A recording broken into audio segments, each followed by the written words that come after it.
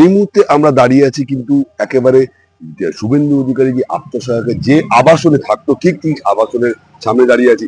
ঠিক এই যদি ক্যামেরাটা ঘোরানো হয়, পিছন দিকে যদি দেখানো হয়, এখান থেকে কিন্তু 100 মিটার দূরে কিন্তু ঘটনাটি ঘটে। আর ঠিক 100 মিটারের এই পরেই কিন্তু এই আবাসনেই কিন্তু উনি থাকতেন। এবং আবাসন এই মুহূর্তে একদম সিল করে রাখা হয়েছে, কোনো বাইরের কাউকে ঢুকতে দেওয়া হচ্ছে না।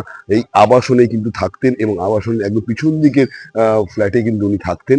এবং সম্ভবত যেটা নিরাপত্তা রক্ষীদের মুখ থেকে শোনা যাচ্ছে যে দ্বিতীয় তলে অর্থাৎ সেকেন্ড ফ্লোরে উনি থাকতেন এবং বাড়ি আসছিলেন এই এই এই এই জায়গা থেকেই প্রতিদিন কিন্তু বাড়ি ঢোকেন। এবং এই মুহূর্তে কিন্তু সম্পূর্ণ আটকে রাখা হয়েছে গেট, কিন্তু কাউকে বাইরে থেকে ঢুকতে দেওয়া হবে না। এবং একেবারে প্রশাসনের তরফ থেকে কিন্তু কড়াকড়ি নির্দেশ যে কোনো রকম বাইরের কেউ প্রবেশ করবে না। তদন্ত হবে, ফরেন্সিক আসবে এবং সিআইডি আসতে পারে, এমনও শোনা যাচ্ছে।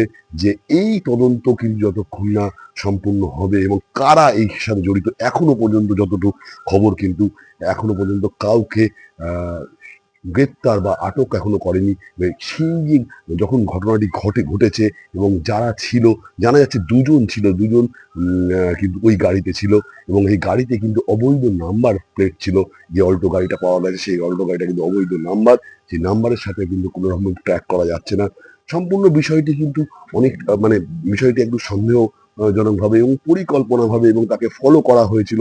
প্রত্যক্ষদর্শীরা এখান থেকে যারা বলছেন যে তাদের কাছ থেকে উঠে আসছে কিন্তু একেবারে সন্দেহ উঠে আসছে, যে সন্দেহ সেই সন্দেহ কিন্তু পরিকল্পনা করে কিন্তু এই ঘটনা ঘটানো হয়েছে।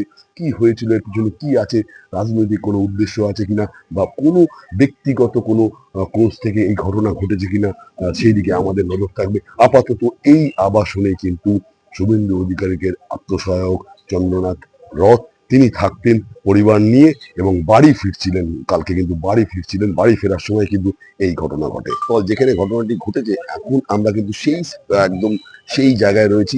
এই আমার পিছনে ঠিক যে জায়গাটা দেখতে পাচ্ছেন ঘিরে রেখেছি, ঠিক এই জায়গায় কিন্তু ঘটনাটি ঘটেছিল। এবং আহ, প্রত্যক্ষদর্শীদের মতে কিন্তু গতকাল রাত 10টা থেকে 10টা 20-র মধ্যে এই ঘটনাটি ঘটে।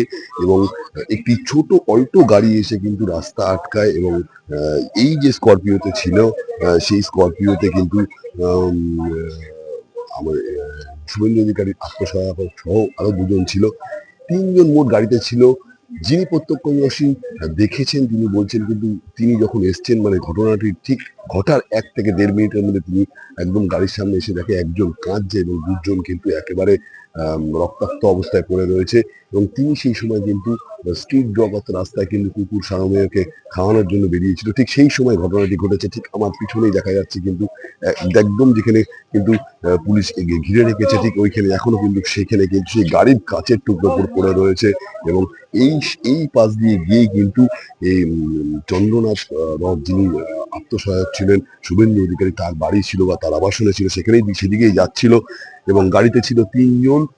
এই মুহূর্তে কিন্তু একেবারে পুলিশ পুরো এলাকা ঘুরে রেখেছে। গোটা প্রক্রিয়াটা কি ধরনের ঘটনা ঘটলো, আদৌ কি কোনো রাজনৈতিক উদ্দেশ্য কারণে কি এই ঘটনা ঘটেছে, না অন্য কোনো পুরনো কোনো রাগ বা আক্রোশে এই ঘটনা ঘটেছে, কারা করেছে, কারা এর সাথে জড়িত থাকে, গোটাটাই তদন্ত করা শুরু হয়েছে। ইতিমধ্যে কিন্তু বিএসএফ এর ডিজি এসেছে এবং ঘটনাস্থল পরিদর্শন করেছে। এবং এখনো পর্যন্ত এই এলাকায় যারা বসবাস করে তাদেরও কিন্তু এখান থেকে যাতায়াত করতে দেওয়া হচ্ছে না, পুরো এই জায়গাটায় ঘুরে রাখা হয়েছে। এবং বলে রাখা হলো 2012 সালে কিন্তু ঠিক এই জায়গায় কিন্তু একটি এমন ঘটনা ঘটেছিল। তারপরে কিন্তু এই 2026 এবং একদম নির্বাচনের ফলাফলের পরেই কিন্তু এই ঘটনা গহমতি প্রশ্ন তুলছে মানুষের মধ্যে। এবং এই যে কেন্দ্র মধ্যমগ্রাম বিধানসভা কেন্দ্রে কিন্তু তৃণমূল কংগ্রেস কিন্তু জয়ী হয়েছে, বিজেপি পরাজিত হয়েছে। সেই জায়গায় কিন্তু একেবারে ঘটনার পরই এই ধরনের খুন বা এই ধরনের একেবারে শুট আউট একেবারে রাতের অন্ধকারে এসে সেটা কিন্তু প্রশ্ন হচ্ছে কি হচ্ছে, কি হবে এরপরে, তদন্তে কে উঠে আসবে সেদিকে আমাদের নজর থাকবে। আপাতত এই পর্যন্তই আপডেট রয়েছে আমাদের কাছে। উত্তর 24 পরগনা থেকে সৌমেন রায়চৌধুরী, এই সময় লাইভ।